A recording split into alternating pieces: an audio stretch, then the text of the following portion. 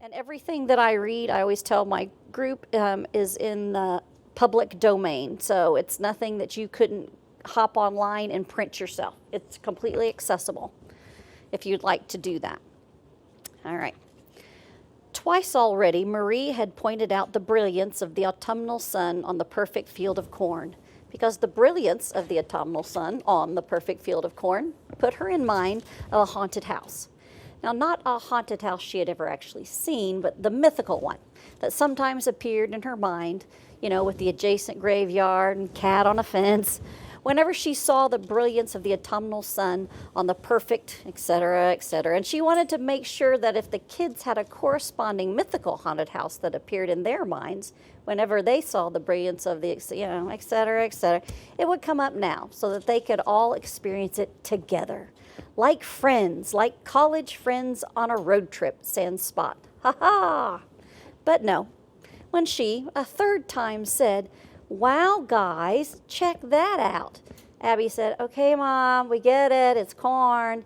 And Josh said, "Not now, Mom, I'm leavening my loaves," which was fine with her. She had no problem with that, Noble Baker being preferable to Brawl Stuffer, the game he'd asked for. Well, who could say? Maybe they didn't even have any mythical vignettes in their heads, or maybe the mythical vignettes they had in their heads were totally different from the ones she had in her head, which was the beauty of it, because after all, they were their own little people. You were just a caretaker. They didn't have to feel what you felt. They just had to be supported in feeling what they felt. Still, wow, that cornfield was such a classic. "Whenever I see a field like that, guys," she said, "I somehow think of a haunted house." Slicing knife, Josh shouted. "You Nimrod machine, I chose that." Oh well. Speaking of Halloween, she remembered last year when their cornstalk column had tipped their shopping cart over, and gosh, how they'd laughed at that. Oh, family laughter was golden. She had none of that in her childhood. Dad being so dour and Mom so ashamed. If Mom and Dad's cart had tipped, Dad would have given the cart a despairing kick, and Mom would have stridden purposely away to reapply her lipstick, distancing herself from Dad, while she, Marie, would have nervously taken the horrid plastic army man she'd named Brady into her mouth. Well, in this family, laughter was encouraged. Last night, when Josh had goosed her with his Game Boy, she'd shot a spray of toothpaste across the mirror, and they'd all cracked up, rolling around on the floor with Gucci. And Josh had said, such nostalgia in his voice, "Mom, remember when Gucci was a puppy?" Which was when Abby had burst into tears, because being only 5, she had no memory of Gucci as a puppy. Hence, this family mission.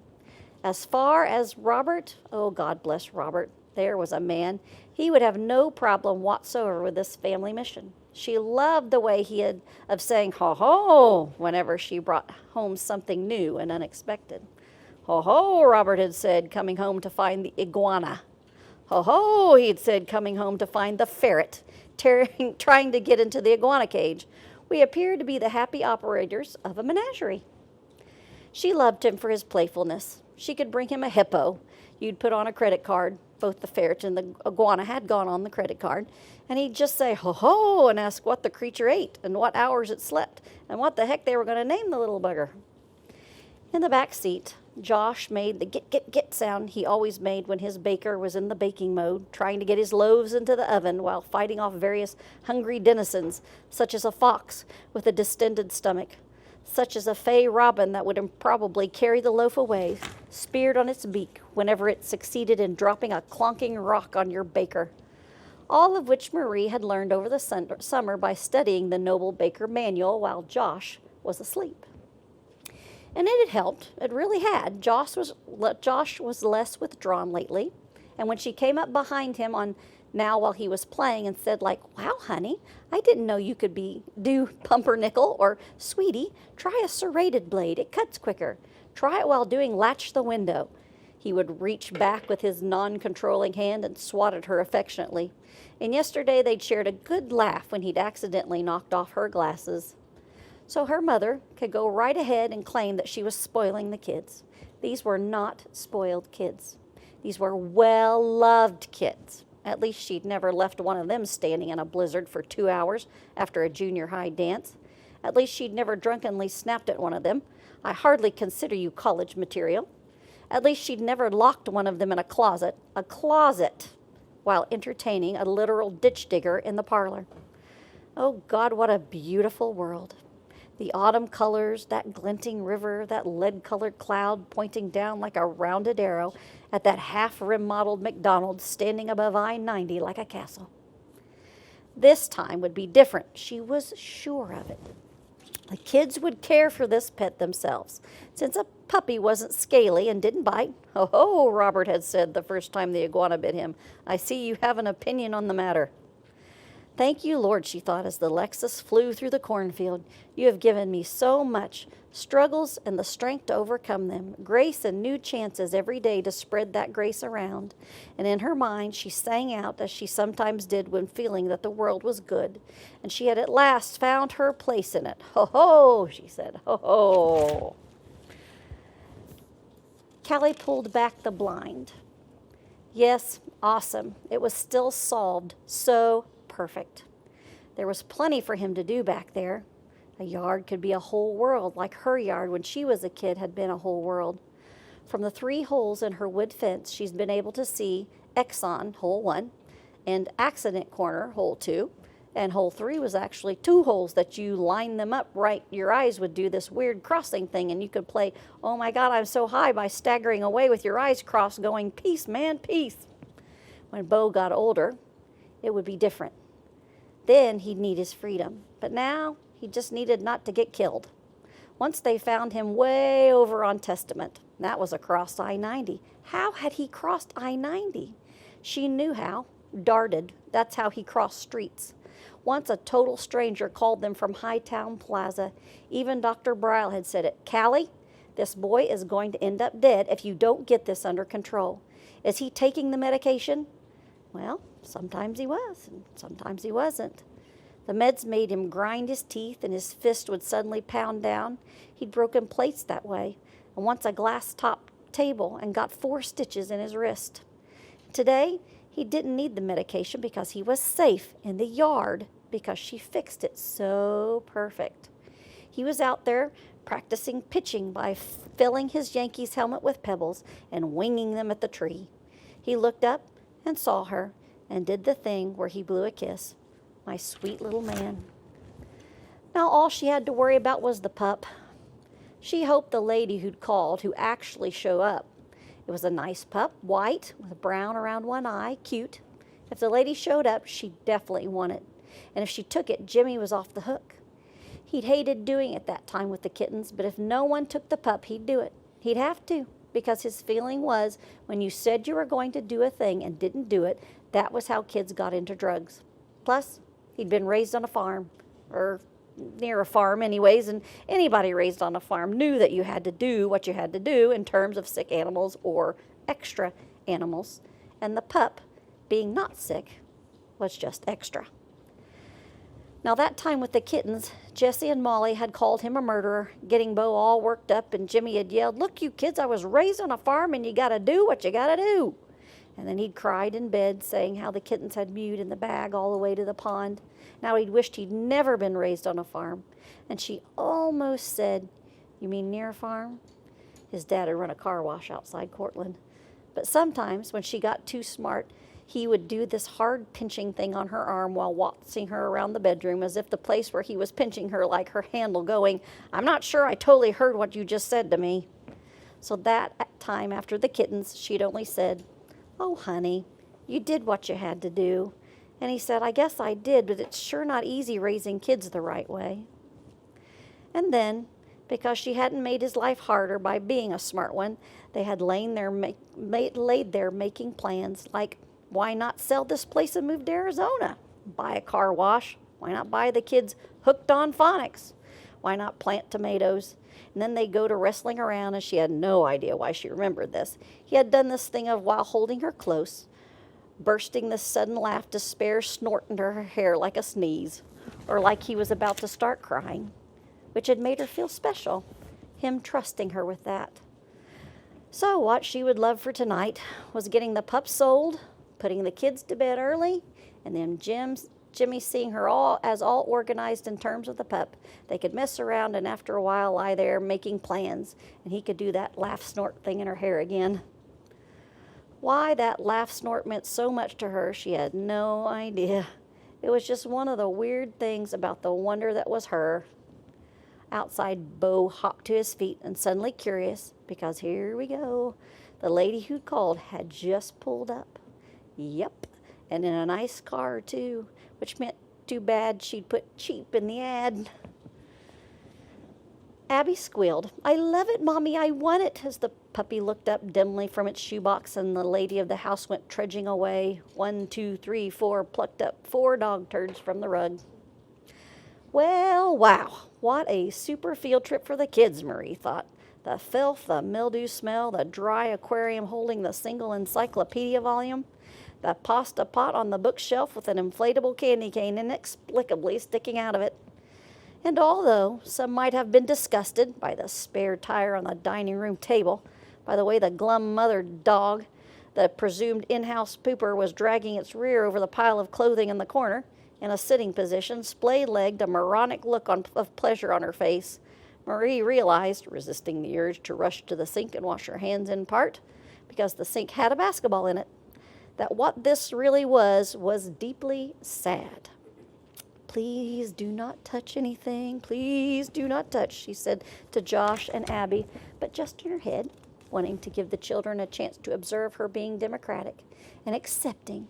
And afterward, they could all wash up at the half-remodeled McDonald's, as long as they just please kept their hands out of their mouths, and God forbid they should rub their eyes.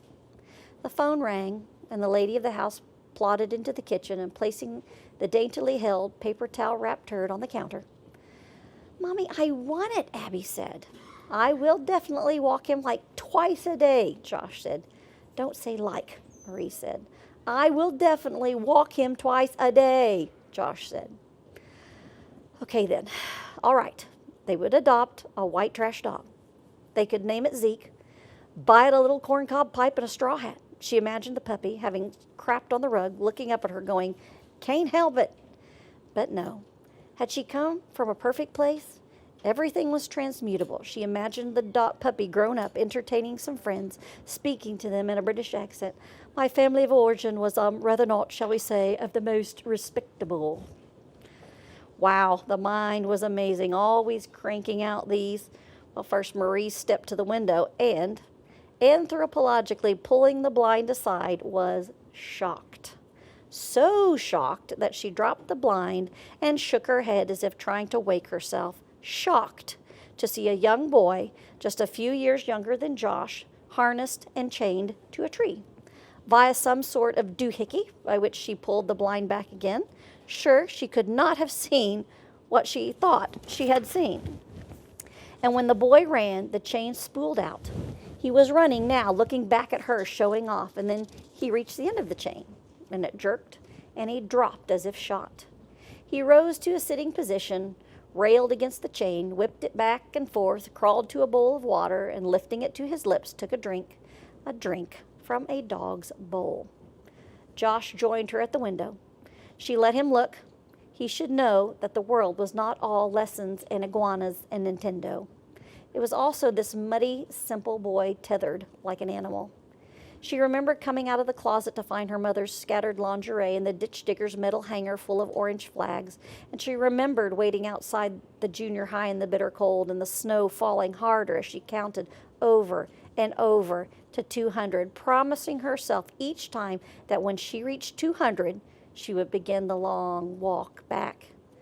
God, she would have killed for just one righteous adult to confront her mother and shake her and say, "You idiot, this is your child. Your child." "So what were you guys thinking of naming him?" the mom said, coming out of the kitchen. The cruelty and ignorance just radiated from her fat face with its little smear of lipstick. "I'm afraid we won't be taking him after all," Marie said coldly. Such an uproar from Abby. But Josh, she would have to praise him later, maybe buy him that little Italian loaves expansion pack. Hissed something to Abby, and then they were moving out through the trashed kitchen, past some kind of crankshaft on a cookie sheet, past a partial red pepper afloat and a can of green paint. while the lady of the house scuttled after them, saying, "Wait, wait, they could have it for free. Please just take it." She really wanted them to have it. "No," Marie said, "it would not be possible for them to take it at this time," her feeling being that only one really shouldn't possess something if one wasn't up to properly caring for it. "Oh," the woman said, slumping in the doorway, scrambling pup on one shoulder. Out in the Lexus, Abby began to cry softly. Really, that was the perfect pup for me. And it was a nice pup, but Marie was not going to contribute to a situation like this in even the smallest way. Simply was not going to do it. The boy came to the fence. If only she could have said to him with a single look, "Life will not necessarily always be like this. Your life could suddenly blossom into something wonderful. It can happen. It happened to me." But secret looks that conveyed a world of meaning with their subtle blah, blah, blah, that was all nothing. What was not nothing was a call to child welfare, where she knew Linda Burling, a very no-nonsense lady, who would snatch this poor kid away so fast it would make the fat mother's thick head spin. Callie shouted, "Bo, back in a sec," and wiping the corn out of the way with her non-pup arm, walked until there was nothing but corn and sky. It was so small it didn't move when she set it down, just snipped and tumped over. Well, what did it matter?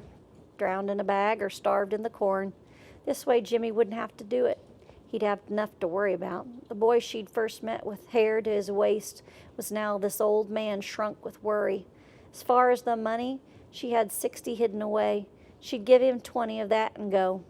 The people who bought the pup were super nice. "Don't look back. Don't look back," she said in her head as she raced away through the corn. Then she was walking along Teal Back Road like a sport walker, like some lady who'd walked every night to get slim, except that she was nowhere near slim. She knew that. She also knew that when sport walking, you did not wear jeans and unlaced hiking boots. She wasn't stupid. She just made bad choices. She remembered Sister Carol saying, "Callie, you are bright enough, but you incline toward that which does not benefit you." "Yep, well, sister, you got that right," she said to the nun in her mind. But what the heck? When things got easier, money-wise, she'd get some decent tennis shoes and start walking and get slim, and start night school, slimmer, maybe medical technology. She was never going to be really slim, but Jimmy liked her the way she was, and she liked him the way he was. Which maybe that's what love was, liking someone how he was and doing things to help him get even better. Like right now, she was helping Jimmy by making his life easier, by killing something so he... No. All she was doing was walking away from. Pushing the words killing puppy out of her mind, she put in her head the words, "Beautiful sunny day. Wow, I'm loving this beautiful sunny day so much." What had she just said? That had been good. Love was liking someone how he was and doing things to help them get better. Like Bo wasn't perfect, but she loved him how he was and tried to help him get better. If they could keep him safe, maybe he'd mellow out as he got older. If he mellowed out, maybe he could someday have a family. Like there he was now in the yard, sitting quietly, looking at flowers, tapping with his bat, happy enough. He looked up, waved the bat at her, and gave her that smile. Yesterday he'd been stuck in the house, all miserable. He'd ended the day screaming in bed, so frustrated, and today he was looking at flowers. Who was it that thought up that idea, the idea that had made today better than yesterday? Who loved him enough to think that up? Who loved him more than anyone else, and the whole wide world loved him? Her. And she did.